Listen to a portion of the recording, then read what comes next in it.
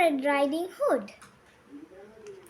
Once upon a time, next to a big forest, lived a little girl with her mom and dad. Each time the little girl went into the forest, she wore a red hood. Everyone called her Little Red Riding Hood. One day, her mom had baked a cake. The cake was a present for Red Riding Hood's grandmother. Grandmother lived on the other side of the forest. Red Riding Hood's mom asked her to take the cake to Grandma. Mom told Red Riding Hood to keep on the pathway and not stop anywhere. She told her not to talk to strangers. Mom and Red Riding Hood waved goodbye to each other. Little Red Riding Hood went into the forest. She had a basket on her arm with the cake inside. A big bad wolf was watching her. He was very hungry. Little Red Riding Hood did not see him. He came beside Red Riding Hood. The wolf tried to sound friendly.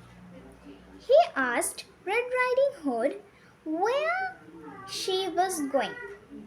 She told him she was going to see her grandmother on the other side of the forest. The big bad wolf told Red Riding Hood that she should pick some flowers for Grandma. As Red Riding Hood was picking the flowers, the wolf ran off. He wanted to get to the grandma's house before Red Riding Hood. The big bad wolf arrived to grandmother's house. He knocked on the door. Grandmother asked who it was.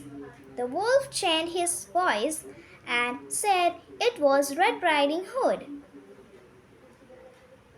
Grandmother said the door was open. The big bad wolf let himself in. Grandmother saw him and began to scream. Before she could do anything, the big bad wolf swallowed grandmother up.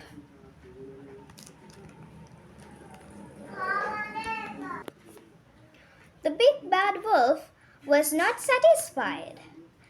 He wanted to eat Red Riding Hood as well. The big bad wolf dressed himself in grandmother's clothes. He climbed into her bed. He waited for Red Riding Hood to arrive. Red Riding Hood came to grandmother's house. She knocked on the door and asked if she could come in. The big bad wolf changed his voice. He sounded like her grandmother. He told her to come in. Red Riding Hood said what a deep voice her grandmother had. The wolf said it was better to braid her with. Red Riding Hood moved closer to her grandmother. She said what big eyes she had. The wolf said they were better to see her with.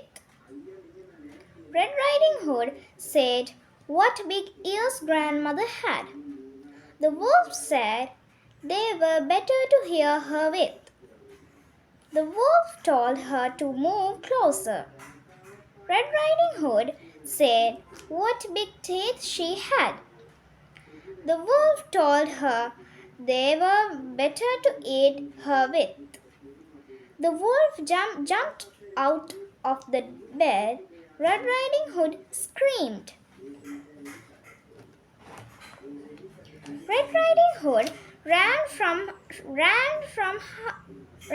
the house. The big bad wolf chased her. she saw a woodcutter. Red Riding Hood told him that the wolf had eaten her grandmother. The brave woodcutter picked the big bad wolf up. He shook him, and the grandmother came out. She was shaken, but safe and okay. The woodcutter, grandmother, and Red Riding Hood all watched the wolf run away. They were happy now. The big bad wolf had gone. Red Riding Hood and her grandmother thanked the woodcutter. Little Red Riding Hood told her grandmother and the woodcutter that she had learned a lesson. She would always follow her mother's instructions and never talk to strangers again.